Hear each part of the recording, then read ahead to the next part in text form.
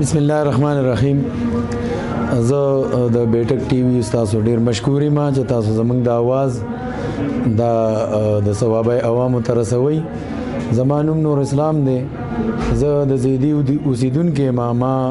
ایم ایس سی فزکس کړی ده او د جمعیت طلبه اسلام د صوبې د مرکز د دې صدر نائب صدر پاتې شوی ما او په دې وخت کې زما تعلق د جی واي سره د صوبې فینانس سیکټري ما د جی واي کې پی کې او د ضلع جنرال سیکټري ما. نو زما کمپین چې دی دا زه واحد کینډیډیټ یم چې دا زما په ثوابای کې په هر کلی کې دویم راوند دی چې د ورځ نیمه کې به کمپلیټ شي او د خلکو تاثرات دا دي چې لکه خلک په شوق سره موږ پروګرامونو ته راځي، زموږ ګیدرینګ ته راځي، زموږ کارنر میټینګز ته راځي او خلک موږ نه ټیمونه غواړي، موږ سره ټیم نشته چې هغه ته ځان ورسو. نو دا زموږ هغه د سلورو کالو جدوجهد دی چې نن په میدان کې موږ سرخرو یو او موږ د قوم د حقوقو، د قوم د عقیدې، د قوم د اسلام، د اسلامي تشخص د پاکستان، د اسلامي دستور، د ختم نبوت د عقیدې تحفظ دا موږ په چوکونو کې، په ملک کې، په روډونو، های ویز، پارکونو کې دا سلور کاله مسلسل موږ په جدوجہد کې. نو دا غي نن ثمرات دي چې خلک موږ ته ویلکم کوي. پر راتلونکي وخت کې زمونږ د ضلع چې دلته کومې مسلې دي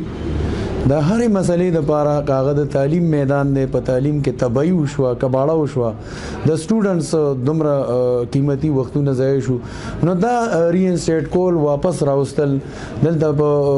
زمونږ په ثوابای کې له ترقیاتي او چې کم مطلب دا د روزګار مسله ده هغه حل کول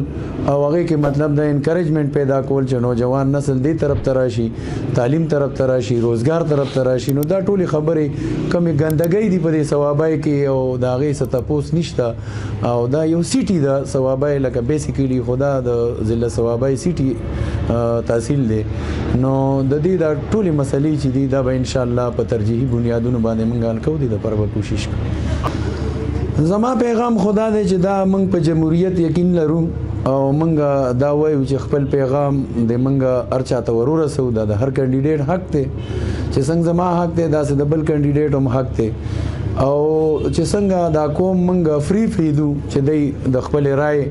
اظهار هغه په خپل مرزي سره وکي. نو هر کینډیډیټ ته زما دا اپیل دی چې هغه هم د حق دی عوامو ته ورکي، خپل پیغام دی ورسي او باقی د عوامو فیصله ده چې څه فیصله رااله نو زبا هغه قبلوم، پبلک به هم قبلای او انتظامیه نه خصوصا به زما د اپیلی چې هغه غیر جانبدار پاتې شي او د بعضی کینډیډیټ ته وزدا وامه چې هغه سرکاري وسایل نه استعمالي او د ثوابای د خيسته ماحول هغه د چکم دی په خپل ځای بحال وساتي او عوام زموږ د ثوابای دا ډیر خو ثوابي خواږه ثوابي وال دي. دلته داسې څه مسلې نشته چې هغه کومنګ نه کوو نو عوام داسې سمت طرف ته نه ځي.